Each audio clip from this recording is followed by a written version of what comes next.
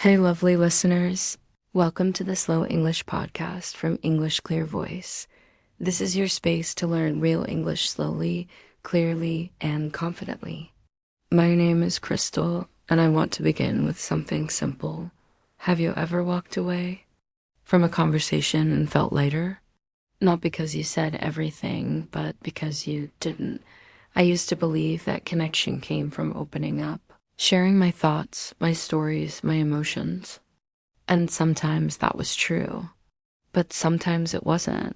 There were days when I spoke honestly and still felt invisible, and nights when I kept something inside and strangely felt safe. That's what this episode is about: the quiet power of privacy, the soft strength of keeping things to yourself. You'll hear my story, and maybe parts of yours too. And as always, we'll practice English slowly, clearly, and with heart. And don't forget, there's a free PDF guide for this episode with comprehension, grammar, and vocabulary practice for just a little extra support on your journey. Ready? Let's begin, not with noise, but with quiet.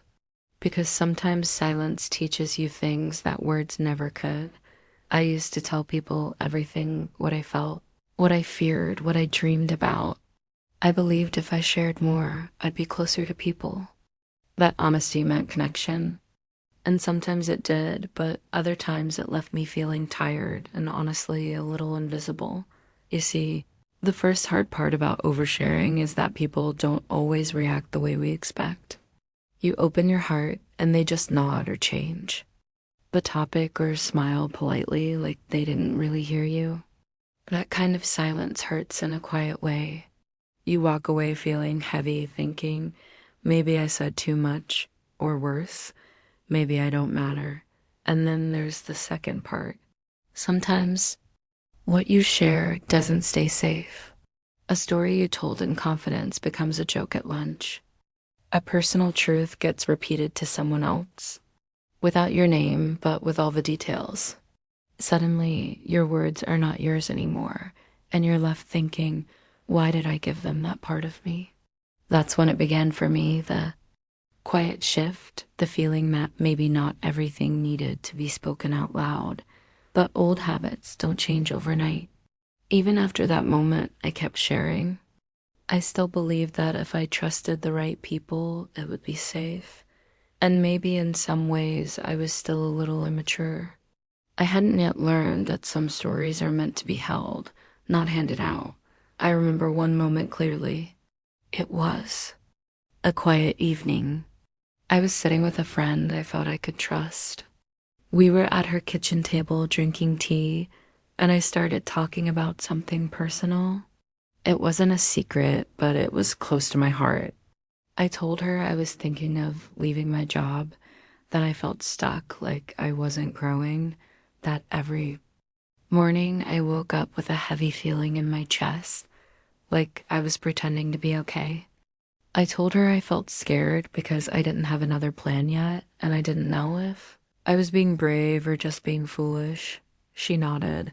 She said, "You'll figure it out." And that was it.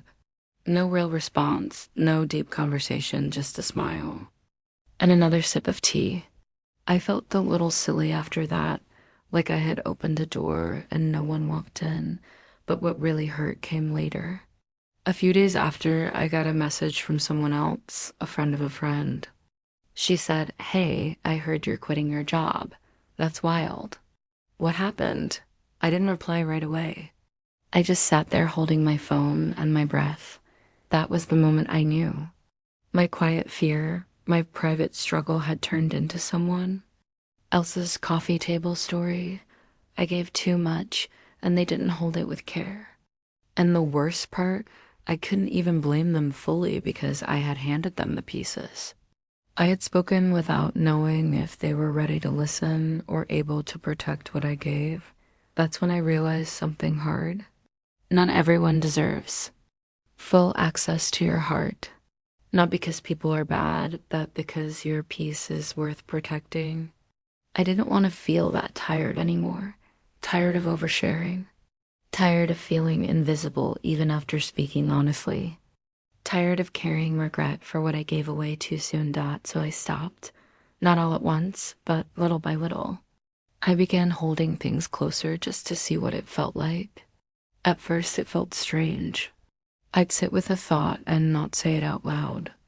I'd feel something strong and let it pass quietly without texting anyone. It was awkward.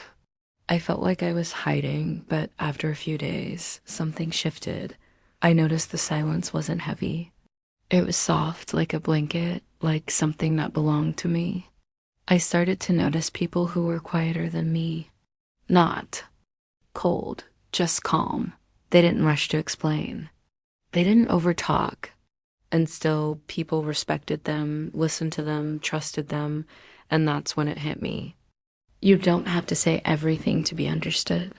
You don't have to share everything to be real. Some things become stronger when you protect them.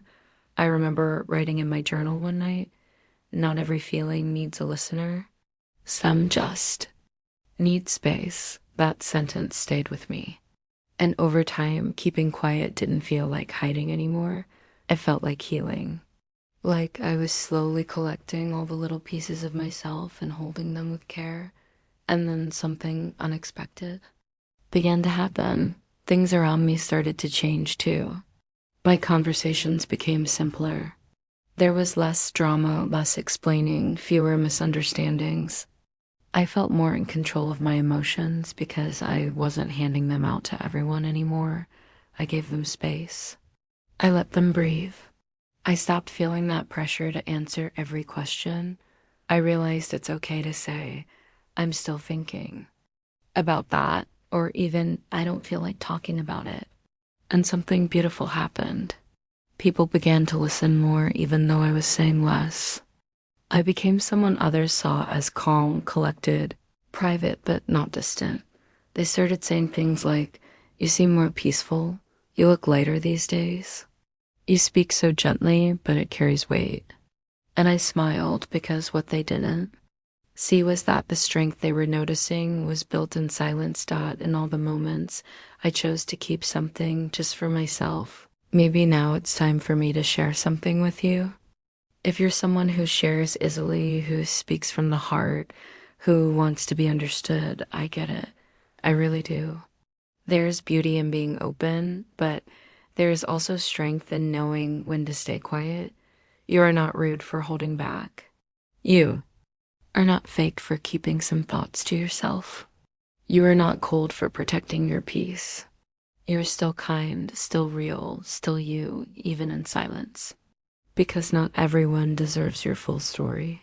Not everyone knows how to hold your truth with care. And you don't need to shrink just to feel heard.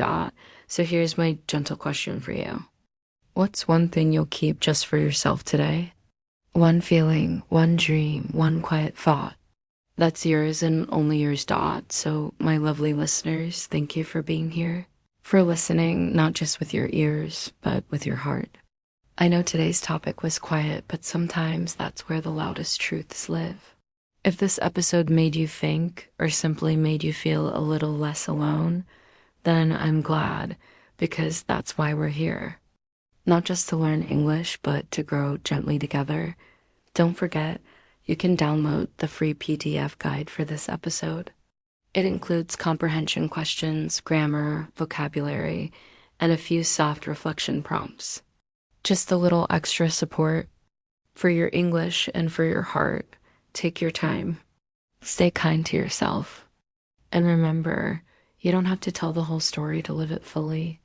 I'm Krystal, and this was the Slow English podcast from English Clear Voice. I'll see you in the next episode. Your progress doesn't end here. To continue advancing your English skills, click on the next video or explore the additional videos we've thoughtfully selected for you.